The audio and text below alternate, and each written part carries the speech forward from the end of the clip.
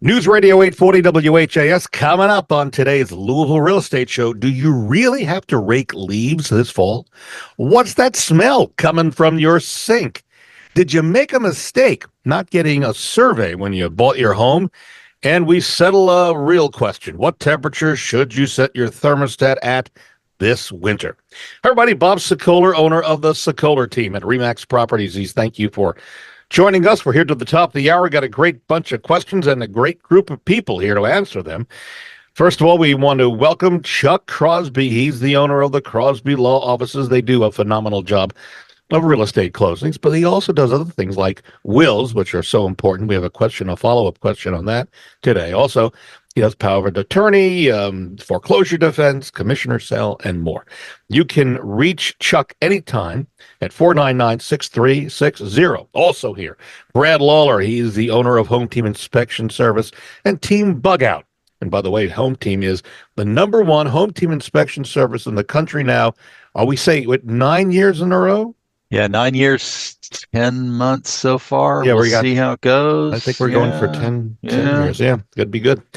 You can reach Brad for an inspection of your home, whether you're going to sell or just want to live and check and make sure it's in good shape, or for services to get rid of those pesky bugs. You can reach him at 844-411-TEAM. And as I mentioned, I'm Bob Sokoler. I own the Sokoler team, Remax Properties East. If you're thinking of selling your home now or in the near future, I would love, even beyond that, I'd love to be able to help you. There's no home too big, no home too small. We service both the Louisville and surrounding areas in southern Indiana, and I'll come out at no obligation, free visit to talk about the process of selling your home. You can reach me anytime to get your information in to me, and we can talk. 376-5483, or you can go to bobsellslouisville.com, fill out the form, and be glad to be able to turn the information, give you a call. Or you can go to WeSellLouisville.com, and at the top of the page, you can get a free instant analysis of what your home is worth via a computer. Works pretty well. All right, we start with our questions, and a reminder, you can see a rebroadcast of today's show by going to LouisvilleAnswers.com. That's LouisvilleAnswers.com. That's a redirect to our YouTube channel, where you're not only hear but see this show as we record it. Chuck Crosby, Crosby Law Office. Tim sent us an email, and he heard last week you talk about being competent to get a will created. Remember that? Yeah. He says he's being careful about what he says, and he's changed his name. He says, what happens if my mom sometimes is competent and sometimes is not? And he goes to an attorney, and he takes her in when she appears to be competent in an attempt to get a will and other supporting documents together. And the will and other power of attorney and the like are filled out by the attorney. Is he lying to the attorney? Does he face any criminal action if he's found that his mom actually is incompetent? Chuck? Well, now that's kind of a loaded question. First off, it's a huge gray area. If she's not competent sometimes, but is competent on others, well, is it because of drug use? We've had situations like that where someone will, or lack of drug use, they'll go off their meds, as it were, and then they'll have periods, but get back on the meds and everything's fine. In cases like that, what we do is we get a doctor saying, yeah, she's on her meds, good to go, and then you move forward quickly so that there's not a chance to go back off of them, because that has happened as well, where they go on, they go off, etc. So if it's a scenario like that, well, I always say give every bit of information you can. The reason being is if you ask me a question, you're going to get an answer based on the question that you asked. If you leave things out, you're going to get an incomplete answer on something that doesn't fit your scenario. Now, criminal liability. If you take mom while she's incompetent to an attorney and you have a will put together or a power of attorney, what you're doing is you're setting up for someone else to come in and say, hey, mom wasn't incompetent when she made Big Brother power of attorney or whatever. Just keep in mind, you know these things. That means somebody else knows these things. It's all going to come out in the end. Just bring it out at the very beginning, and then there's ways to work this out. But if you don't know about it, then you've just created this whole other thing going on. Now, if the power of attorney is used to deplete mom's assets, yeah, that can be a criminal matter, especially if you knew that she wasn't competent when brought in. And that's something we try and pay a lot of attention to. I have been approached by people who are trying to get mom and dad to agree to things that perhaps mom and dad didn't want to agree to, at which point everything's going to just stop in its tracks right there. But it depends on a lot of variables here. The takeaway is, if you know about it, some other family member knows about it, and if the will says you get a larger share than that other person, count on them finding an attorney to bring this issue to light. Good points. And this comes from the question about getting a will done with your parents and relatives, and even using this radio show as the jumping board to talk to them about it. Say, hey, I heard Bob talking about this with Chuck on the radio. We need to think about this. It's important. And so hopefully that helps you folks. But Tim, that was an interesting question and an interesting follow-up, and we thank you for listening. Over to Brad Lawler, Home Team Inspection Service. Eric writes in, he says he has a large oak tree that covers much of his backyard, and the leaves come down every fall, of course. He says, I need to reduce my workload and the cost of disposal of those leaves. And someone told him that they could turn something into leaf mold. He wasn't sure what that is. That's what he really wants to know. But have you heard anything about this? I wonder from an inspection standpoint, and if you see all these leaves, does that deteriorate or, in your mind, degrade the house itself as you're inspecting it? So it's a good question, timely question. I know a lot of people are trying to be very environmentally friendly. Yeah. And so, they don't want to create waste. There's a lot of work to remove all the leaves from your yard, particularly if you've got, a large old oak in your backyard. The questions I would have is, one, it is possible to compost, or let me just rephrase, let me say mulch the leaves with like a lawnmower. So you can finally cut those leaves and put them into the ground as a mulch. But the problem is leaves are very acidic, so they're going to change the acid level in your soil. So your grass won't necessarily grow in those areas. Now, there may not have a lot of grass. If you've got a large tree, it may be difficult to grow grass under that tree. Mm-hmm. So I think you'd have to look at kind of the soil conditions to see whether or not that makes sense. I understand the point too about making a mess if you're trying to use it to mulch around beds, unless it is chopped up where it does decompose and break down over time. You're just creating a place where moisture is going to be stored, which is going to give you different types of molds, which is going to bring in allergies and the other things. The problem that home inspectors run into is when we see all those leaves piled up against the side of a house, because two things are happening. One, you're holding moisture against the foundation of the home, higher than even like the brick level. So you're like a weep screed and a brick veneer may not work correctly when you've got leaves piled up above the level of that. Secondly, there's a lot of insects that live in that, and all of those areas create a bridge between the grass, the ground, and the house when you've got passageways through those leaves. So I think the best thing to do is just make sure that you're not piling leaves up against the house. I would not leave leaves out on the lawn to kill them. I'd be very careful about where you might store those leaves. Some properties, have big wooded areas. I think it's fine to leave them there. But if you are thinking about a manicured lawn, green spaces, flowers, then I wouldn't pile leaves up in any of those areas. Yeah. And I tell you what, Eric, I've heard a lot of that this year as well about leaving the leaves on the ground. I'm not sure I'm a believer in that as well. It doesn't sound like Brad is either. Right? Well, and I couldn't convince my mother to let me do it when I was a kid either. Yeah. Smart lady. Chucky, you got to clean this up. I got you. Yeah. A reminder, if you're thinking of selling your home, I can meet with you in person or via Zoom or on the phone. Free, no obligation. Go to bobsellslouisville.com to fill out the form or call me 376-5483 and see our reviews. You can see why we're very proud of them at louisvillezillow.com or louisvillegoogle.com. Back over to Chuck Crosby of the Crosby Law Offices. Kayla just bought a new home in Oldham County, and she says in this email, she may have made a mistake, Chuck. She said she did not get a survey before purchasing the home. And Kayla says that she met her neighbor. The neighbor claims that the neighbor owns a corner of the property where Kayla wants to put a pool. And Kayla says she remembers asking the seller of the property where the property boundary lines are in that corner of the property, according to Kayla. And her neighbor, the owner rather, is it's on her land. It's where Kayla owns. So she's wondering now, what can she do? The Well, neighbor first says thing it's is hers. get a survey. Get a Yeah, survey. right. Let's Okay. find out if there is an issue. Many neighbors claim back corners. Thing is, property lines aren't always readily observable, and that means that they can, what one person thinks is theirs will change over time. The question I would have is it in a subdivision? If it is, then it's going to be pretty easily determinable. If it's not, still have a surveyor come out and run the boundary lines and find out exactly what the situation is. Now, should she have done it prior to? If she was planning on putting a pool in, yeah, probably would have been a good idea.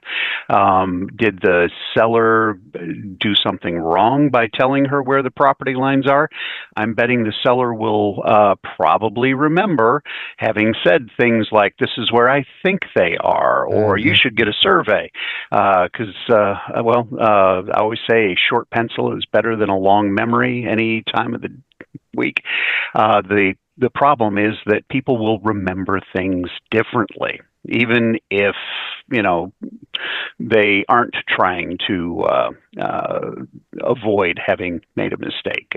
Still, it's easy to misremember things. But get the surveyor out there. If the surveyor says that, hey, the property line's in the wrong place, it seems to me that that's pretty, if the size is what's got me puzzled. If looking at it doesn't somehow indicate or give you an idea that the pool will fit, if the neighbor is saying, I have this little portion and that kills the whole deal, my question is, were you going to be able to put a pool in there to begin with? Because there's offset boundaries. Anyhow, I'm just thinking about the codes involved in putting in a pool. The final thing is, if you get the survey done and you find that, maybe you need a little more room, well, talk to the neighbor about an easement. That happens fairly frequently. But yeah, certainly should have done the survey ahead of time.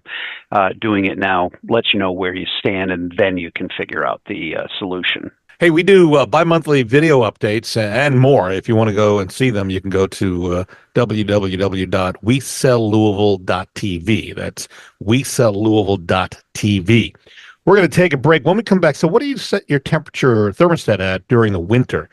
We have an answer that may settle the age-old question, it's too hot or it's too cold.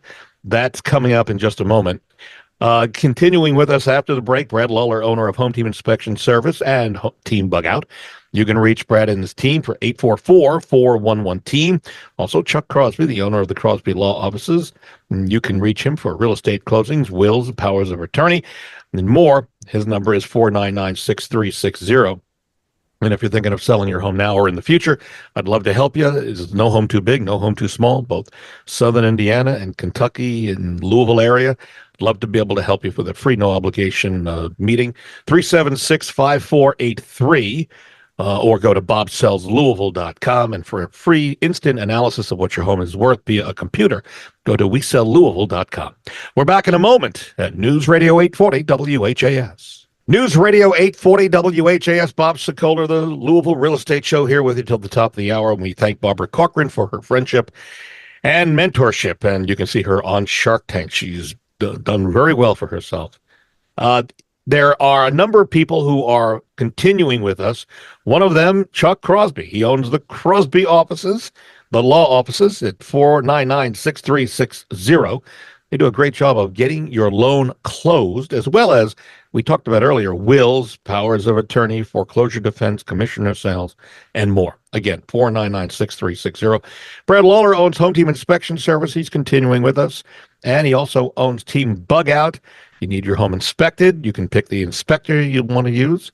And of course, you can pick the Bug Out type company that gets rid of those pesky pests that are running around your house. 844-411-TEAM. And if you're thinking of selling now or in the future, you can reach me, Bob Sokoler. I'd love to come out and talk to you free, no obligation. No home too big, no home too small. It's me. I come out. 376-5483 is my direct cell. You go to bobsellslouisville.com and fill out the form there as well. All right. Let's start with Chuck. What do you set the temperature of your home at during the winter time?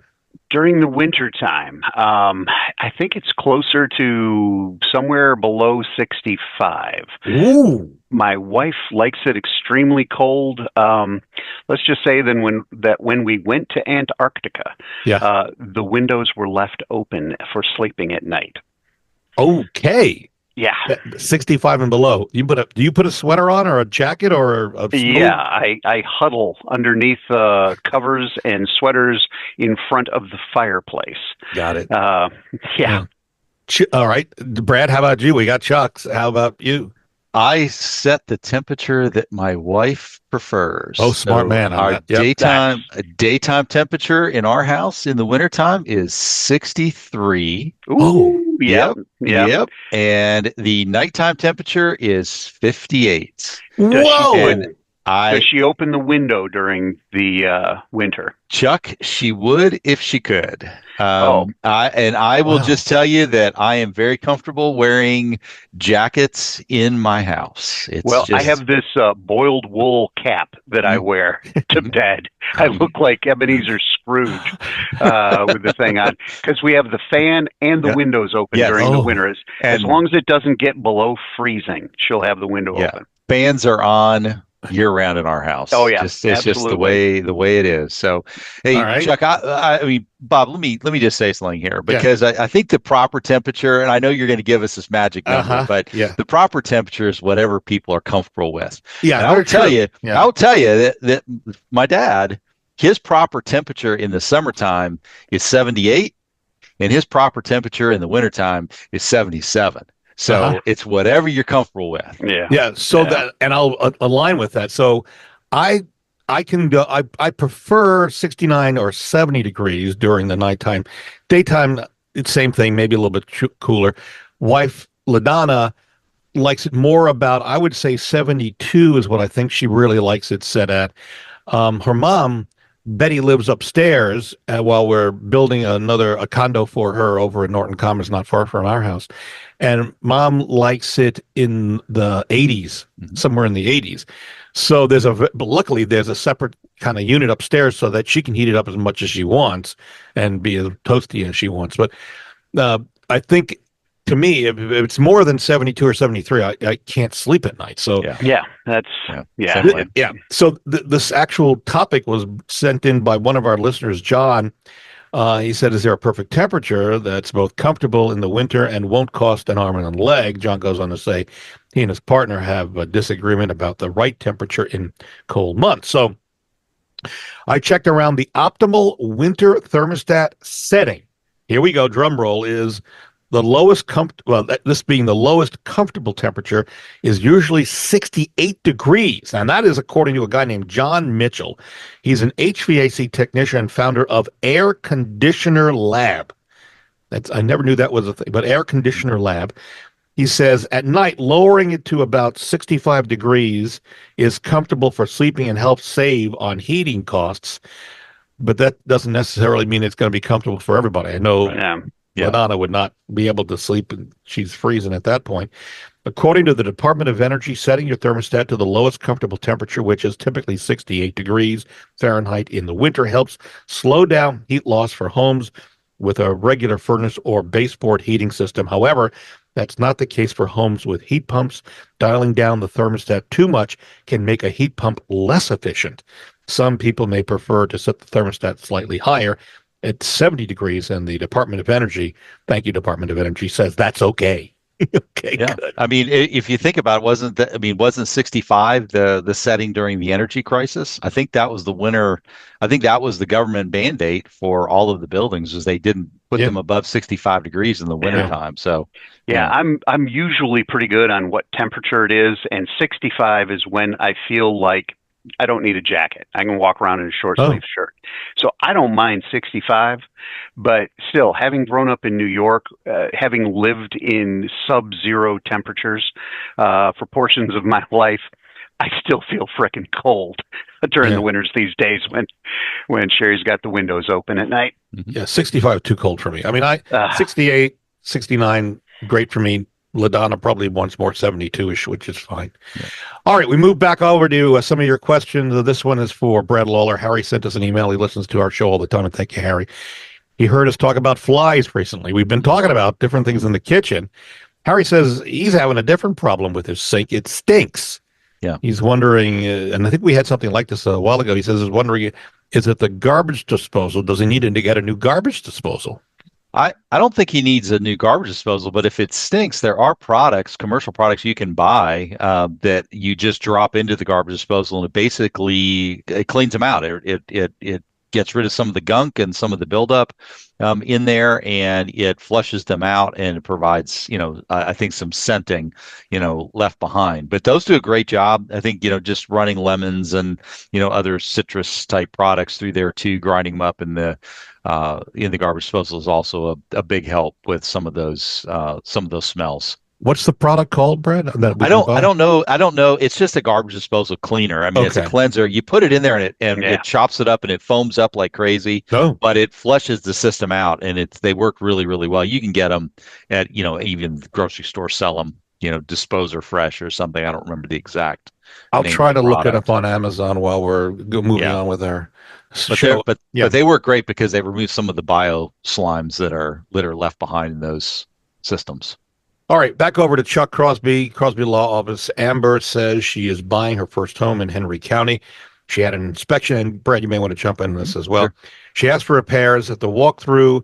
She said some of the repairs look like an amateur did them, and some of the repairs were not even addressed. Doesn't want to close on her home, which is happening in about a week, but she said she needs to because her lease is up and she needs to find a place to live if she doesn't close on her home.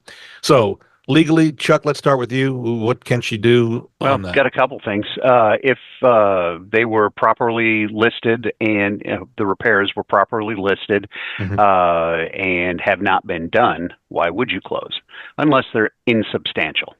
Are you going to stop a closing for $100 repair that you could take care of yourself and then maybe go after them later? So there's always that to consider. This is more of a realtor to realtor discussion, though. Say, hey, look, you all agreed to do A, B, and C. Only A has been done. We need B and C. There are places that she can go if she wants to drag it out a little bit and the lease is over and you need to move on a little bit. And those additional costs, if they are because a seller hasn't actually complied with the contract, can become a damage that you can look over later. Yeah, if they aren't done and they are substantial, signing off on it is maybe not the best idea. And if it looks like an amateur has done it, well, have they actually been repaired? Because you got to look at how the request for repairs was done. If it says, "Hey, we need this repaired," and it is repaired, just not to your standard, well, it's got to be a reasonable standard. If it says, "Hey, replace the toilet," you can't come back later and say, "Well, this isn't the 5,000 Japanese made toilet that gives you a hug and makes you coffee." You got to read the actual wording to see whether there was substantial, reasonable compliance with those repairs. But again, what happens if she's got to move because her lease is up? Well, see, that's the problem. Yeah. If the item is insubstantial, okay, it's not all that much. Well, go ahead and move and then deal with it later. If it's a substantial issue, well, the cost of getting another place, like the hotels or what do they call them? The extended stay places. Yeah. Getting into one of those can, in fact, be a damage that you go after the seller for if the seller didn't comply with the contract. It sounds like a crapshoot. No matter which way you go. Yeah, I know. That's why I'm always hesitant. If a substantial item is not completed, You might want to think about not closing. All right. A reminder that if you are thinking of selling your home, we have a free no obligation booklet that has hundreds of useful tips. If you'd like a copy, send me an email, bob@wesellouisville.com. Put selling tips in the subject line. And on that note, if you're thinking of selling or want to know more about what a home inspection does, Brad Lawler with Home Team has put together a report that we can email to you as well. You send me an email, bob@wesellouisville, and the word inspections in the subject line. Will send that out to you free of charge, no obligation. We are just about out of time. A reminder, next week, we've got ways to protect your family, bad habits that could burn down. Yes, burn down your house during the winter time. So that's coming up. My thanks to Chuck Crosby of the Crosby Law Office. Does real estate closings, and he does them well. He also does wills, and it's so important. We've talked about that. Powers of attorney, foreclosure defense, commissioner sale, and the like. You can reach Chuck, 499-6360. Also, our thanks to Brad Lawler, owner of Home Team Inspection Service, and Team Bug Out for being here. And they are a phenomenal group. They come in as a team and get your inspection done well, timed, really quickly, and thoroughly as well. It's not just about quickness, it's about thoroughness. And also, they do a great job of getting rid of the pests and critters that might be lurking inside your walls. You can reach Brad and the team at 844-411-TEAM. And if you're thinking of selling your home now or in the future, there's no home too big, no home too small for me. We come out, I do, it's me, free, no obligation, both in Southern Indiana and Louisville and surrounding areas. And you can reach me at 376-5483 or go to bobsellslouisville.com and fill out the form.